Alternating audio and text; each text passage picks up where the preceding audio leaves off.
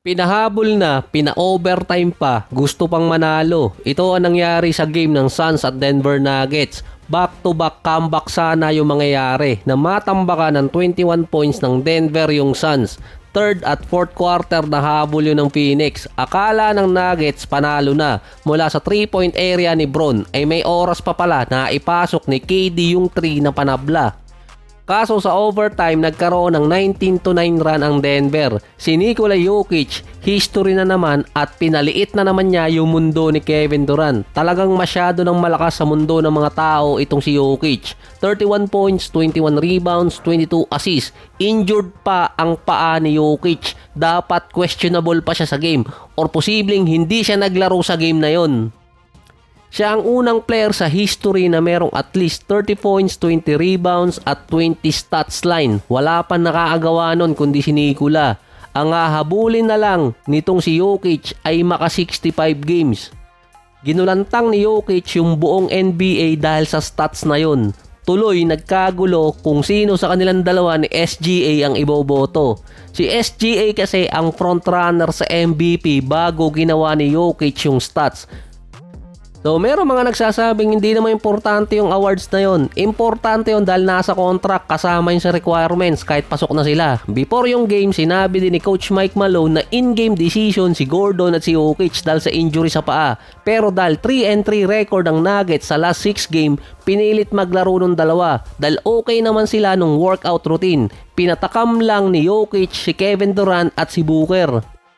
At kailangan din ng magaling na kusinero ang magluluto para maagaw ngayon kay Jokic yung MVP. Kung matatandaan last year, sinabi ni Shaq na dapat si SGA yung nanalo. Sa harap mismo yon ni Nikola Jokic habang nasa interview.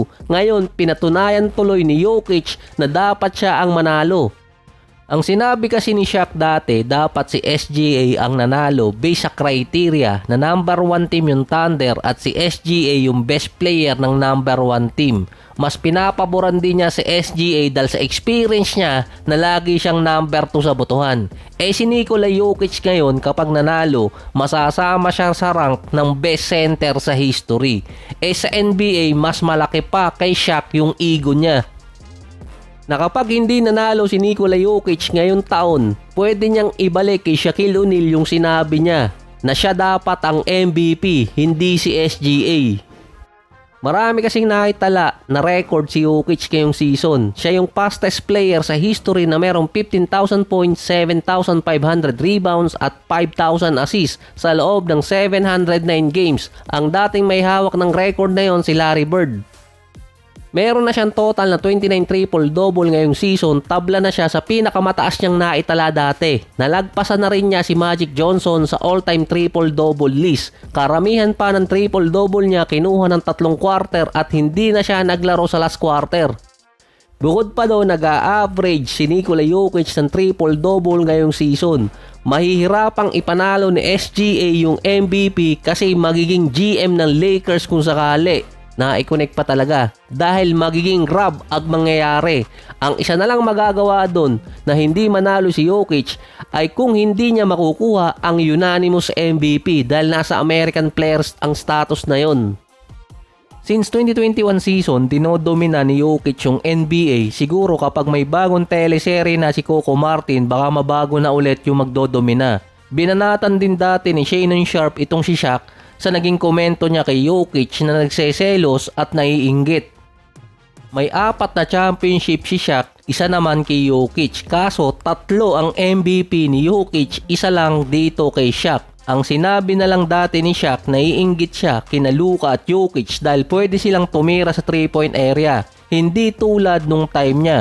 So baka sabihin free throws nga hindi maipasok. Nung time ni Shaq, merong player doon na magaling sa 3 points pero sablay sa free throws. Kung naabutan ng iba si Bruce Bowen, 3-and-D player na merong 42% sa 3-point area, wag lang patitiranin ng free throws. May sarili siyang version ng hack a shot.